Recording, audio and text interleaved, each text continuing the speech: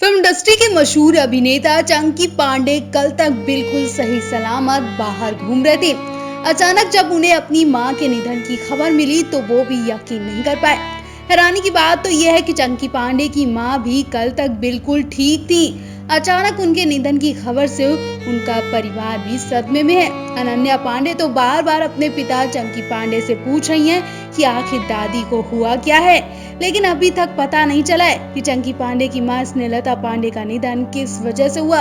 वो बीमार थी या फिर हार्ट अटैक का कारण हो सकता है। अनन्या पांडे अपनी दादी के बहुत करीब थी, इसलिए वो ये सदमा बिल्कुल बर्दाश्त नहीं कर पा रही हैं। जब उनके पिता दादी की बॉडी ले जाने के लिए बाहर निकले तो अनन्या पांडे बुरी तरह चीखने लगी। अचानक से घर का माहौल मातम में बदल गया। चंकी पांडे को शनिवार को उनकी मां के घर पर ले जाते हुए देखा गया था। चंकी पांडे की पत्नी भावना पांडे और बेटी रायसा पांडे भी उनके साथ नजर आई थी। अनन्या पांडे को हाल ही में एक प्रोफेशनल कमिटमेंट के लिए देखा गया था, इसके चलते वो परिवार के साथ नजर नहीं आई थी। चंकी पांडे की मां के निधन की खबर मिलते ही कई स्टार्स उनके घर पहुंचे। इसमें नीलम कोठारी, समीर सोनी, सबीना खान जैसे कलाकार शामिल हैं। सभी चंकी पांडे की मां के घर नजर आए। हाल ही में अनन्या पांडे ने अपनी दादी मां के लिए एक पोस्ट भी शेयर किया था। उन्होंने एक वीडियो शेयर किया था। वीडियो में उन्होंने लिखा था, मेरी हमेशा से जवान दादी को जन्मदिन की बधाई। आप 83 साल की हो गई हैं। वीडियो में अपनी दादी को जन्मदिन की बधाई दे रही हैं। इस मौके पर स्नेहलता पांडे को अनन्या पांडे की film student of the year 2 के गाने पर डांस करते हुए देखा गया। महिला दिवस पर भी अनन्या पांडे ने चंकी पांडे और भावना पांडे की मां के साथ फोटो शेयर कर लिखा था, दादी और नानी अनन्या पांडे फिल्म अभिनेत्री हैं। उन्होंने कई फिल्मों में अहम भूमिका निभाई है। उनकी भूमिकाएं काफी पसंद की गई हैं। वहीं सोशल मीडिया पर भी वो काफी एक्टिव रहती हैं। वो अक्सर अपने फोटोज और वीडियो शेयर करती हैं, जो कि बड़ी तेजी से वायरल होते हैं। अनन्या पांडे सोशल मीडिया पर अक्सर अपने फैंस से भी बात करती हैं। हम सबकी कोकिला बेन यानी रूपल पटेल अस्पताल से घर आने के लिए एक एक घंटे को बेसब्री से काट रही हैं। उनका कहना है कि वो अच्छा फील कर रही हैं और आज वो घर आकर ही रहेंगी। रूपल पटेल बीमारी की वजह से कई दिनों से अस्पताल में भर्ती थी और वहां उनका इलाज चल रहा था।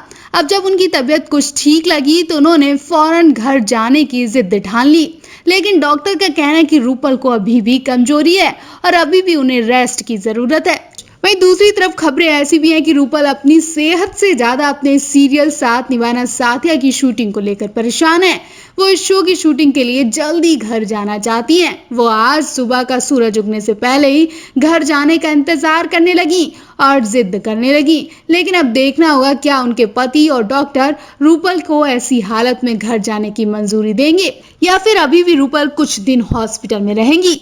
रूपल पटेल अपनी तबीयत से ज्यादा शूटिंग पर ध्यान दे रही हैं। हाल ही में जब ऐसी खबरें आई थी कि रूपल पटेल साथ निभाना साथिया के दूसरे सीजन को अलविदा कह रही हैं, तो वो निराश हो गई थी और उन्होंने तुरंत जवाब देते हुए कहा कि इस शो ने मुझे कहां से कहां पहुंचा दिया, मैं इस शो को अलविदा कहने का सोच भी नहीं सकती।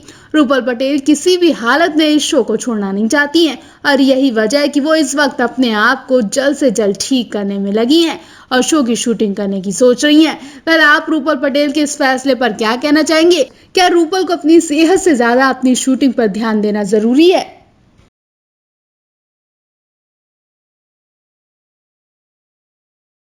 टीवी शो साथ निभाना साथिया में कोकिला बेन का रोल निभा रही एक्ट्रेस रूपल पटेल ने उस वक्त सबको रुला दिया जब उन्हें अस्पताल में भर्ती कराया गया। हर कोई उनको लेकर चिंता करने लगा। वो पिछले कुछ दिनों से एडमिट है और अस्पताल के बिस्तर पर लेटे अनहोनी का विचार कर रही हैं।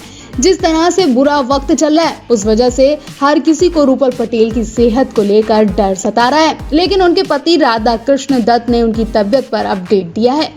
बताया जा रहा है कि आप वो ठीक हैं, चिंता की कोई बात नहीं, लेकिन घबराहट तो हो ही रही है। रसोड़े में कौन था लाइन से मशहूर हुई रूपल पटेल को जल्द ही डिस्चार्ज कर दिया जाएगा।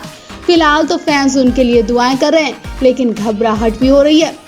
आपको बता दें, पिछले साल संगीतकार यशराज मुखाटे का एक मैशअप वीडियो वायरल होने के बाद रूपल पटेल सुर्खियों में आ गई थी। यशराज ने साथ निभाना साथिया के एक सीन रसोड़े में कौन था का मजेदार रैप वीडियो बनाया था। ये वीडियो सोशल मीडिया पर काफी ट्रेंड पर रहा और हर किसी के मुंह पर रट गया था। बता दें, रूपल पटेल अपना थिएटर ग्रुप चलाती हैं। उन्होंने अपनी करियर की शुरुआत फिल्म महक से की थी, वहीं टेलीविजन डेब्यू सीरियल शगुन से किया था। रूपल ने गुजराती शो में भी काम किया, लेकिन पटेल को असली पहचान साथ निभाना साथिया से मिली। उन्होंने फिल्म अंतनाद, सूरज का सातवां घोड़ा, पपिया, मम्मो, समर, जागो और सांबर साला में अपनी एक्टिंग का जलवा बिखेरा है। वहीं जाने क्या बात है और ये रिश्ते हैं प्यार के टीवी सीरियल में भी घर घर में पहचान बना चुकी हैं। तो आप भी रूपल पटेल की सेहत को लेकर दुआएं करिए।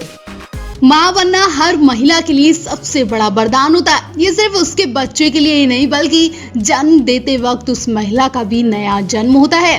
ऐसे में इस वक्त कोई भी महिला किसी भी तरह का रिस्क लेना नहीं चाहेगी, लेकिन एक एक्ट्रेस ने इतना बड़ा रिस्क लेकर सिर्फ अपने ही नहीं बल्कि अपने बच्चे की जिंदगी भी खतरे में डालने की हिम्मत की। जी हाँ, ऐसा काम अपने जमाने की टॉप एक्ट्रेस मौसमी चटर्जी ने किया था। बॉलीवुड में मौसमी चटर्जी को टॉप की एक्ट्रेस में से शुमार किया जाता है। इसकी वजह उनका हर किरदार है। मौसमी ने अपने अभिनय करियर की शुरुआत 1967 में बांग्ला फिल्म बालिका बधू से की थी। मौसमी का असली नाम इंदिरा चटर्जी था। बंगाली फिल्मों के डायरेक्टर तरुण ने उनका नाम बदलकर मौसमी रख दिया था। बालिका बधू के बाद बॉलीवुड में मौसमी ने अपने करियर की शुरुआत साल 1972 में फिल्म अनुराग से की थी। इस फिल्म में मौसमी के अपोजिट विनोद मेहरा थे।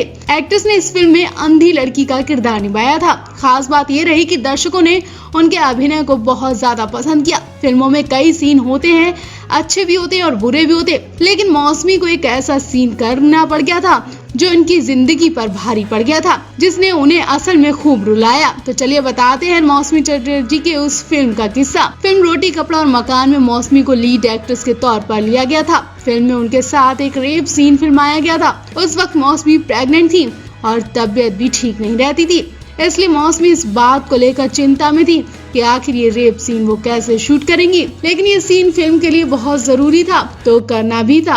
मौसमी चटर्जी ना चाहकर भी उस रेप सीन को करने के लिए तैयार हो गई और उन्होंने अपनी और बच्चे की जिंदगी दांव पर लगा दी। लेकिन इस सीन की वजह से उनकी हालत बहुत ज्यादा खराब हो गई थी। इस सीन को आटे के एक गोदाम में शूट किया गया था। सीन के मुताबिक इस फिल्म में विलन और बाकी गुंडों को उन्हें जबरन पकड़ना था। इसी खींचातानी के दौरान मौसमी के पूरे शरीर पर खूब सारा आटा गिर गया था। आटा ना सिर्फ उनके मुंह में भर गया बल्कि बालों में भी चिपक गया था। शूटिंग के दौरान उनके ऊपर ढेर सारा आटा गिर गया था। अपनी हालत देखकर मौसमी चटर्जी रोने लगी। उस वक्त वो प्रेग्नेंट थी और नीचे गिरने से ब्लडिंग भी होने लगी थी। मुझे तुरंत अस्पताल ले जाया गया। मैं खुशकिस्मत थी कि मैंने बच्चे को नहीं खोया। पहली बेटी के जन्म के वक्त मौसमी की उम्र केवल 18 साल की थी। बता दें, मौसमी अपने जमाने की सबसे ज्यादा महंगी एक्ट्रेस थी। कहा जाता है कि वो रोने वाले सीन भी बड़ी सफलता के साथ कर लेती थी।